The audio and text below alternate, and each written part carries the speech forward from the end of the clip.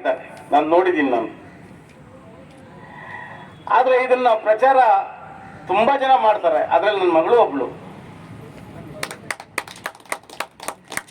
ಆದ್ರೆ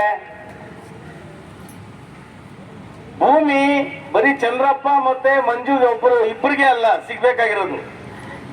ಈ ದೇಶದಲ್ಲಿ ಇರ್ತಕ್ಕಂಥ, ಈ ನಾಡಿನಲ್ಲಿ ಇರ್ತಕ್ಕಂಥ ಪ್ರತಿಯೊಬ್ಬರಿಗೂ, SC STಗಳಿಗೂ ಸಲ್ತಕ್ಕಂಥದ್ದು.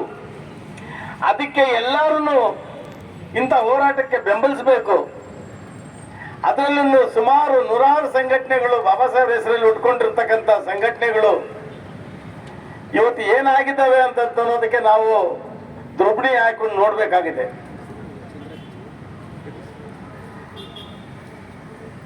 ಇಡೀ ದೇಶದಲ್ಲಿ ಲಕ್ಷಾಂತರ ಸಂಘಟನೆಗಳು ಅಂಬೇಡ್ಕರ್ ಹೆಸರಲ್ಲಿ ಹುಟ್ಟಿದ್ದಾವೆ.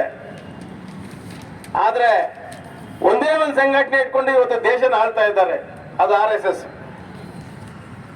ಇವತ್ತು ನಾವ್ಯಾಕ ಕಾಶ್ಮೀರದಿಂದ ಕನ್ಯಾಕುಮಾರಿವರೆಗೂ ನಾವು ಹುಡ್ಕೊಂಡು ಹೋದ್ರೆ ಸುಮಾರು ಲಕ್ಷಾಂತರ ಸಂಘಟನೆಗಳು ಸಿಗ್ತಾ ಇದ್ದಾವೆ. ನಾವೆಲ್ಲ ಒಂದಾಗಿ ಈ ದೇಶದಲ್ಲಿ ನಾವು ಮೂಲ ನಿವಾಸಿಗಳು, ನಿಜವಾದ ಈ ಭೂಮಿಯ ಒಡೆಯರು ನಾವು ಆಗಿರುವಾಗ ಯಾರೋ ಹಿಂದೆ ಹೋಗಿ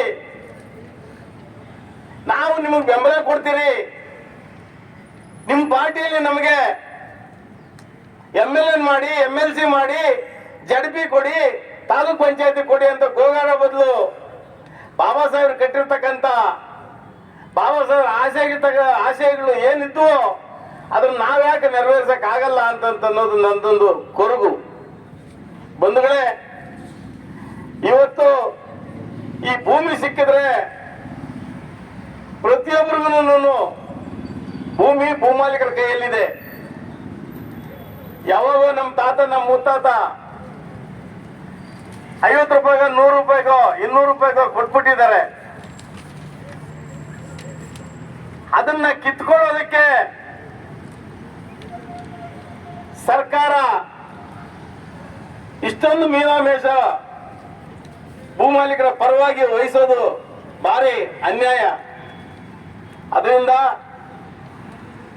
ನಾನು ಈ ಸರ್ಕಾರಕ್ಕೆ, ಯಾಕೆ ಅಂತಂದ್ರೆ ಎಲೆಕ್ಷನ್ ಬಂತು, ನಾವೇನು ಮಾಡಕ್ಕಾಗಲ್ಲ, ನಿಸ್ಸಹಾಯಕರು.